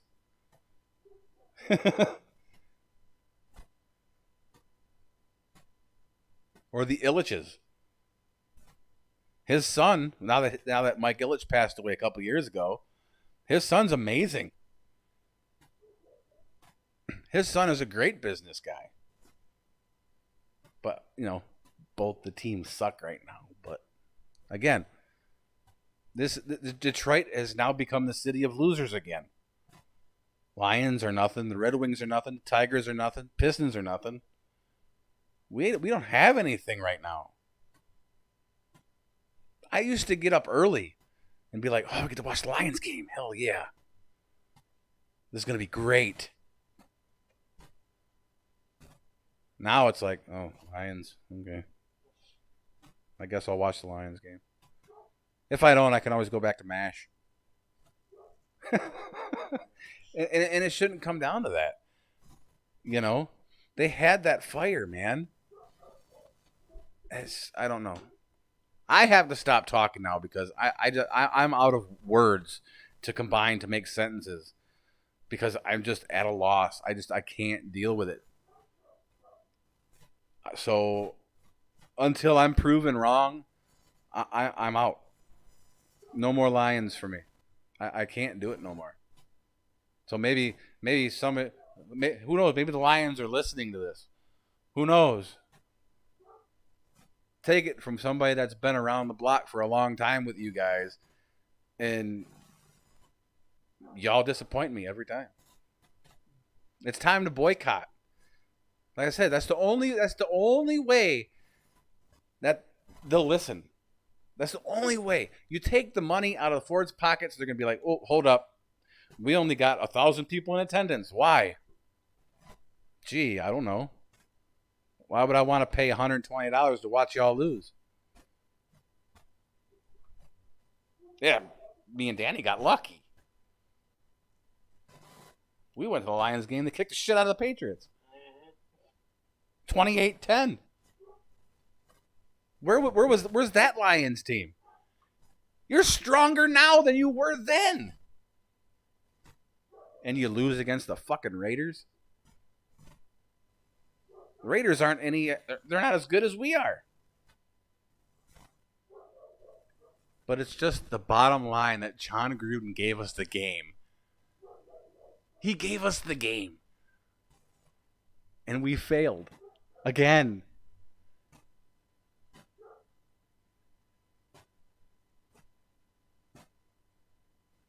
I even scratched my head. I'm like, wait a minute. There's 8 seconds left in the game. Matthew Stafford threw an incompletion. Why did he call a timeout? That was game right there. He called timeout. Why?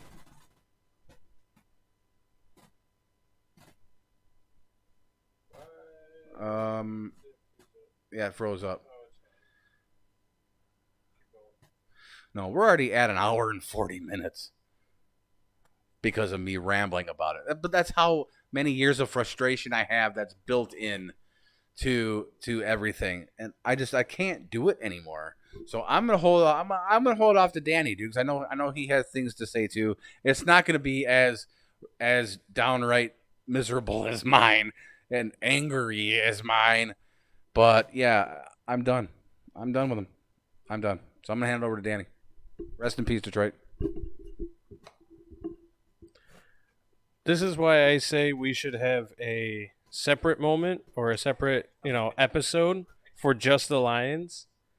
I'm glad that, you feel comfortable enough to vent. Because that's a lot of years of having to try to keep it in and not really bash the Lions. And, it all just came out in, a whole 30-minute segment. So, some points I agree with, some points I don't. One that I do agree with, if you start bashing your fans and like on here, the Wikipedia, when you Google it, it says carry on total push Johnson. Okay. I've been waiting so long to put this. He is currently being a total diva on IR. This is the funny thing about Wikipedia. Anyone can change anything. That's why, high school teachers or college professors want you to use something other than Wikipedia because it's not a credible source. But when you search it up, carry on total push Johnson. Like, I loved Johnson until, I'm not a fan of, people that will talk down to their fans. Like, how could you do that to, especially Lions fans? We are probably one of the most loyal fan bases out there, and you're gonna bash us. And then same thing with Darius Slay, and yes, I understand everyone was upset about the Quandre Diggs trade, but it's football. It's a business. The front office has to look not just at the season, but the next season as well. What people don't understand is that they're already scouting players 2 years from now. They're scouting for players in the next draft. So they looked at it and said, you know what, his injury is a lot worse than we let on. What can we get for him? Oh, a 5th round pick? That's actually much better than what, would be better than just cutting him. At least now we give him an opportunity to play for a team that can go to the playoffs. So, the fact that Darius Slay was like, I don't care, if I'm traded or not. I'm going to be me and I'm going to play like me. I don't care what team I'm on. And it's like, that just shows like you don't want to play for the team. You're a great player, but how? And, it just hurts. It just hurts knowing that a young player like Kerryon Johnson would say that, and all the cheering he got last year for the Patriots game, for breaking 100 yards rushing, we all cheered him on. Like Larry said, we were at the game. Yeah, and we cheered him on. As soon as he got 100 yards, the whole stadium just lit up, and everyone cheered for him. So how could he be bashing on them? And I saw a buddy post a status that said we need to move on from Kerryon Johnson, and I agree with that because, he had an injury problem in college, but, there's a lot of NFL players that had injuries in college, and, they're perfectly fine. Like Nick Bosa right now. He was out for almost the whole year last year, and he's still playing fine. You never know. Going from college to pros, anything can happen. In the NFL, any type of injury can happen. And unfortunately, both knees for Kerryon Johnson are bad. So, we need to find somebody else. And I do want to agree that, but we also have to understand we don't know what the other teams were asking for them. Like Melvin Gordon, yes, we could have, possibly given a first, maybe a second-round pick as well for him. But then it's, he's also looking for a contract extension. With all the contracts we have right now, that would be hard to do. Just like how Darius Slay wants a contract extension. He didn't get it yet. Yeah. And, Devontae Freeman, literally the Falcons running game, they only have Devontae Freeman. So, of course, they're going to ask for like 3 first-round picks so they can get like 3 different running backs. But, they still could have got somebody. They could have traded the Buffalo Bills for like Frank Gore. I've been wanting Frank Gore, ever since he left San Francisco. But unfortunately, the Dolphins, the Colts, and the Bills have had him and not us. He would be a great addition to, the locker room, to all the running backs. He can give so much knowledge. He can say, hey, this is how I've stayed so much in shape for all my career. And like Larry said, the offense as well is phenomenal. They're playing great.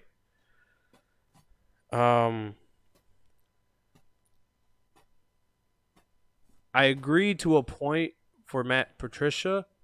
Now, it is hard being a head coach because look at Sean McVay. Last year, he was great, went to the Super Bowl. And this year, the Rams are just, Matt Patricia, last year, This year, there was some more hope. It looks better than last year. Last year was really rough. This year, yes, the defense has been basically giving up in the second half, which doesn't help. Like I said before, the players that, held out or were injured in the offseason are the ones that are having a hard time stopping the run, stopping the pass this year. Go figure. There's a reason why we have the offseason, the training, the preseason, the, drills and everything. It all comes into play, all of it. Okay, even the stuff before you're allowed to even do team activities. It's all the extra stuff. If you go the extra mile, you're further ahead than everyone else. Point blank. You take care of yourself. You don't take days off. You take the off season as I'm going to stay practicing. Yes, I'm going to be with my family. Yes, I'm going to, go out and do, some fun stuff. But I also got to remember that my job's on the line at this moment. Okay, no one's job is safe in the NFL. So the off season really is supposed to be the time where you take the workload and you bring it down. But you don't wait till optional, practices to start doing stuff. You do it right when the season's over. Right when, if you're not going to the playoffs, right then, you keep practicing as if you're going to the Super Bowl. Okay, in my opinion. You keep acting like, okay, I just got cut from the team because we didn't make the playoffs. So I'm going to keep training and keep practicing as if I want my spot on the team. And right now, the defense does not look like any of them really want their spots on the team. It looks like they all took the off season and went to the Bahamas and stayed there for, I don't know, the whole offseason, and then showed up to the first week of, the regular season and was like, wait, what are we supposed to be doing? Man, I'm tired, and it comes down to coaching, and there's Matt Patricia is, I still believe he's a defensive guru, because as a head coach, you have to take care of not only the offense, not only the defense, but all the different play calls, all the different decisions in the game, knowing when to take timeouts, knowing when to, do this and do that. And so a lot of times you have to allow your offensive coordinators and your defensive coordinators to figure things out. And right now, I don't think it was a good decision to bring in Pascalani or whatever his name is. I think he's doing a terrible job with that defense. What also doesn't help is that Tracy Walker right now is out. He's been playing as one of the best safeties in the game, and with him out, Will Harris, a rookie, he's got not really the same skill set, but he does the best he can, but he really got thrown into it right away, and that's hard to do as a rookie. I give him credit. I give credit to Jelani Tavai. He has really done what I thought he would. He's still making rookie mistakes, but he's doing the best he can. I want to say that I disagree about the timeout by Gruden. I think that timeout by Gruden was perfectly done, because you think about it, what happened after the timeout? Where was Kenny Galladay? Where was TJ Hawkinson? That's a trick question because he was injured, getting checked with his head. Where was Marvin Jones? Who did they have? They had Jesse James. They had Danny Amendola. They had Logan Thomas. They didn't have a fullback. I would have agreed with Stafford running if there was a fullback, but there was only a running back, unfortunately. And, they faked it to the running back. They saw that, and immediately a defender was in the way. The thing is that the Lions ran up to the line with 8 seconds left on the clock, was about to call a play. Timeout by John Gruden. What does that do? Instead of going with your best players and letting them do what they do best, you basically froze the coach. You basically made the head coach think too much. You made the offensive coordinator think too much. Because why would you take your best players out of the game and put in people that have barely done anything for the team and expect them to do anything? No, you talked for 30 minutes. This is my turn. Okay? You got to understand, in a pressured situation like that, Matt Patricia is still only a second-year head coach. Darryl Bevell, great offensive coordinator. He's doing great things. The running game, still not where we need it to be, but it's doing enough with some chunk plays here and there that it gives the offense, it gives defenses, respect for our offense, like saying, oh, they can run the ball occasionally, so we do need to watch out for that. But John Gruden did a great job with that timeout, because the Raiders would not be ready for Kenny Galladay or Marvin Jones.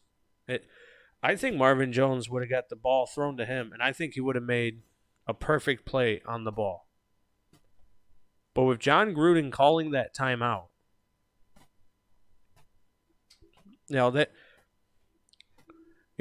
lot of things in life has been made on quick, snap decisions. A lot of times you try to, okay, well, I got time now. Let me think this through. Sometimes people overthink things. It's the psyche of people. You study people. You know that if people think about things, they tend to overthink things. And you got Matt Patricia, who,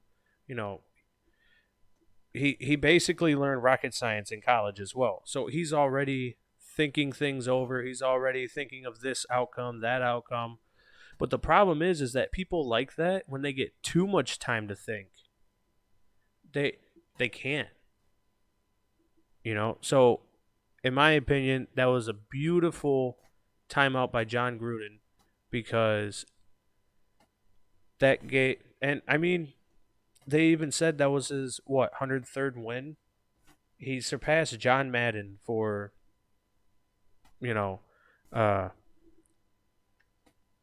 record wins. Not, the most wins in NFL history, but that's where I do disagree on that. But Matt Patricia, I don't believe he should be fired. I believe he should be the defensive coordinator. So that's all he has to focus on. He doesn't have to worry about the offense at all. He can just worry about the defense, because I think Derek Bevell is doing great with the offense. Or even keep Pasqualani, but Matt Patricia needs to go, you know what? I'm taking over most of the play calling. You give me the personnel. You place them whatever, and I will give you the play. I will give you the play. You give it to them. But you will not be picking the plays anymore. You pick the players that are in. You pick the players to sub in and out, but I'm picking the plays. I think that's what should be happening. I also disagree with the Martha Ford statement. She does want to win. Because you got to think, she also had to deal with William Clay Ford for her whole life. Like, yes, that's her husband, but I believe in her. I've had people say that I'm just a Lions sympathizer, and to a point, yes, because I am a hometown type of person. I could be 90 years old, the Lions could always lose, and I'm still going to cheer them on, because it's good to support your hometown teams. Am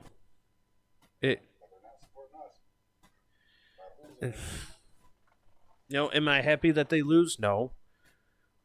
Will I dish out criticism? Yes. Just like I said, I think Matt Patricia should be the defensive coordinator. And I think Pasqualani should be fired. And it's not that I'm agreeing with you. It's the fact that I was the one that said it. If they can get Mike Tomlin, that would be fantastic. And I also agree with you about them being emotionless, because I don't see it either. It's like they're all drugged, dude. Yeah. Like, I get it. You want to keep your composure, but it's like I said about the 49ers. That defensive coordinator is right there. As soon as they make a play, he's about to run onto the field and headbutt the guys with him. Like, he looks like that type of guy that will headbutt his own players with their helmets on and go, yeah, you made that play. Yeah. And I wish we had coaches that showed that much fire. That's why I didn't really like Jim Caldwell, because he stayed consistent, but we made plays. He was like, hold on, wait till the next play, see what happens. Defense, they scored a touchdown, but just wait, let's see what happens. And then at the end of the game, he's like, we lost. Well, we're not worried about this game. We're worried about next game. Well, we won. We're not worried about this game. We're worried about next game. And Matt Patricia shows a little bit of emotion. I don't know. He, like I said, second-year head coach. It's still really hard to, pick that. For the Browns, it's easy because, there's so many egos and you have a rookie head coach. Of course they're going to, implode, which I know people aren't dumb when they're listening to this podcast, but imploding means it's not exploding. Exploding is outward. Imploding is inward. So from the inside out, it is breaking apart. Exploding would be them being 8-0 right now. Like they exploded onto the field, but no, they're imploding from the inside. And the Lions, it's like like Larry said, they explode, and then they just start imploding. I don't understand it. The offense it stays consistent too throughout the game. Yes, there's been some points left on the board, but for the most part, Matthew Stafford has been slinging it to put them and keep them in games to win games. But when it comes down to the defense aspect, they just give up. And I think it's coming from the fact that they've had players that in the offseason weren't there. Or they took plays off and they're like, well, that's what I can do too then. If they don't care, I don't care. There has also been a couple of officiating calls that hasn't helped the Lions as well, but overall, in my opinion, the Lions are having a better year, but the defense, like compared to last year, they just couldn't do anything. They only won 6 games because they were completely winnable games. At least the Lions have been competitive in every single game. But the defense was a strength last year. Was a real strength, and nothing really changed except for the attitudes on defense. Last year, Snacks, we got for a 5th round pick, which is phenomenal, from the Giants. And the thing is, he had something to prove last year. All of a sudden, he wants a contract extension, and then he does bad. See where it correlates? I know correlation doesn't mean causation, but it's hard not to see that. It's hard not to see that when someone wants to play, you see it. And when someone doesn't want to play, yeah, you see it. And the same thing with Darius Slay. He did great last year. He started doing great this year, but then he got hurt, started to get a little tired, and it's because he held out. Deshaun Hand, such a phenomenal talent, and I think they brought him in too soon. I honestly think they should have just put him on IR the rest of the year. I don't care if you want to get him to play. If you really want to get him to play and care about your players, you keep him on injured reserve. Let him rest for an entire year and an entire off season. And, you knew he was going to be, injured. You knew there was a chance of re-injury. So why would you put him in there, and force him into a situation he's not ready for? He didn't practice all off season, and he still did great. But should have given him the whole year off. I said that in one of the episodes. When you have a good player like that, you don't keep playing them. You let them rest. They're not empty space because you're saving them for next year. While everyone else is getting worn down, he's going to be training, practicing, lifting, taking care of himself. Then he's going to have a whole off season. Then he's going to have a preseason. And then he's completely ready for the regular season to wreak havoc. But no, you pushed him, and now he's re-injured. And I think I had other things to say, but I can't think of them. The Lions, like Larry said, should be like 6-2 right now. They should have beat the Chiefs, but they didn't. I give the Chiefs that one. They got ran down the throat by Dalvin Cook. They could not stop the run, which opened the pass game. So the Vikings won that one. But all the other games were winnable. The Cardinals, the Raiders, the Packers, all of them were super close. And they, for no reason, should they have tied or lost any of those games. And, Unfortunately, they did. And like I said, I think the Lions are, and it's because of their offense that the Lions are doing better than last year. Because last year around this time they were 1-7 or something, 1-8. Maybe they were 2-something, and they weren't in games like at all. Gonna have to look that one up. I remember that shit. We won the first two. Then there was that bullshit in Atlanta, that runoff. No, that was 2 years ago. Yeah, I know it. That's another thing.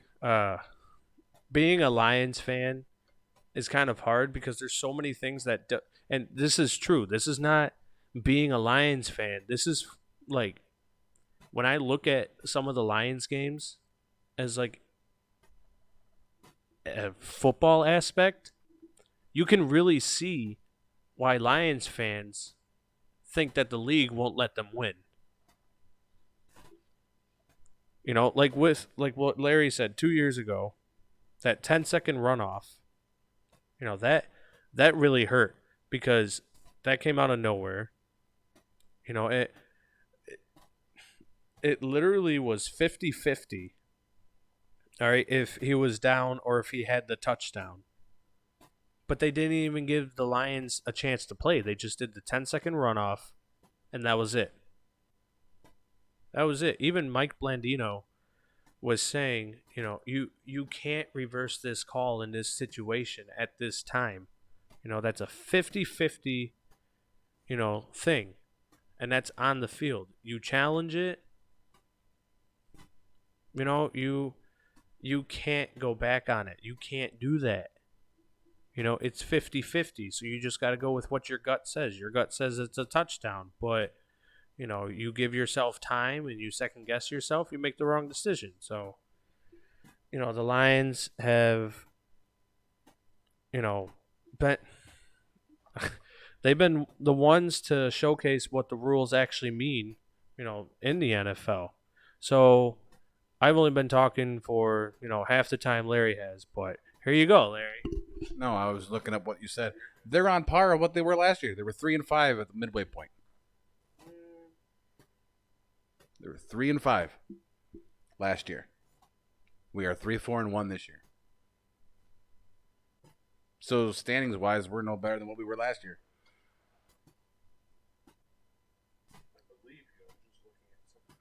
So I don't know, but no, I mean, I just needed the mic to explain that. Yeah, we were 3-5 in the first 8 games, and this year we are 3-4-1. So there really has not been a change. Edit point. I think what we'll do, dude, is we'll just do the whole Lions segment as a separate show. We'll just make that a separate show. So that way it's not a 2.5 hour podcast. We'll just do what we'll do is we'll sign off on this one like normal, and then I'm good with Saturdays being. We'll give it what I'm saying. No, I mean for this, I want you to separate. And make, when we start talking about the Lions, make it a separate file. So that way it's not all one episode. So what I want to do is when we get done with this, we sign off. What I'm going to do is I'm going to do an intro real quick. This will be like episode 11.5 or whatever. This where we're talking about the Lions, and then we'll put the Lions stuff up on a separate episode. Yeah, I can do that. On Saturday then. Yeah. Or whatever. It doesn't really matter. And so 3. But it shows here, like I said, 3-5 through 8 games. So, and like I said, this year we're 3-4-1, so we're pretty much the same standing wise. So I don't know. Stat wise, it's different on offense. Our offense is a hell of a lot better than it was last year at the halfway mark. But I don't know. It's pretty much the same thing, dude.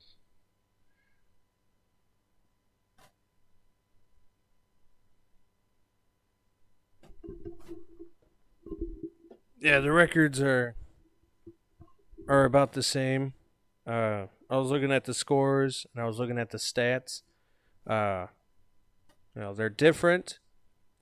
There definitely wasn't anything that was really controversial that I saw. So, yeah, but I mean, like officiating or, like really bad calls.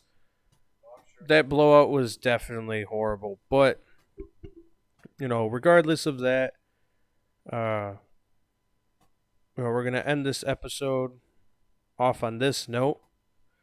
Thank you guys for listening to us, banter. Thank you for listening to Larry's 40-minute podcast. And do you have any final words? Yeah, what we're going to end up doing is we're going to split this up into 2 separate episodes. We're going to have our normal one, which, will be up until the point where we start talking about the Lions. And the Lions thing will be a separate episode. We're going to split them 2 up because I don't really think you guys want to stick around for 2 hours and 13 minutes. Well, with editing, probably, 2 hours? So we're going to make this 2 separate episodes. It'll be episode 11, which will be our normal show, and then episode 11.5, which will be us talking about the Lions game and the Lions organization in general. So with that, it's already 2:40 in the morning, and I'm sorry there's so much pent up aggression, dude. I didn't want it to be this long either. I was expecting to be home in bed by now, but yeah. So like I said, 2 episodes. 2 episodes. We're gonna split this, and so that way our normal episode should be around an hour and 10 minutes, somewhere around there. And then the Lions episode after, which I highly recommend you check out. So until next time for the Pick 6 podcast, I am your disgruntled host, Larry Szynski. And alongside me is always the Lion lover, Danny Waiter. Which... I will always love the Lions, but with that, we bid you adieu. And as the Lions don't take that pick for a touchdown, have a good day.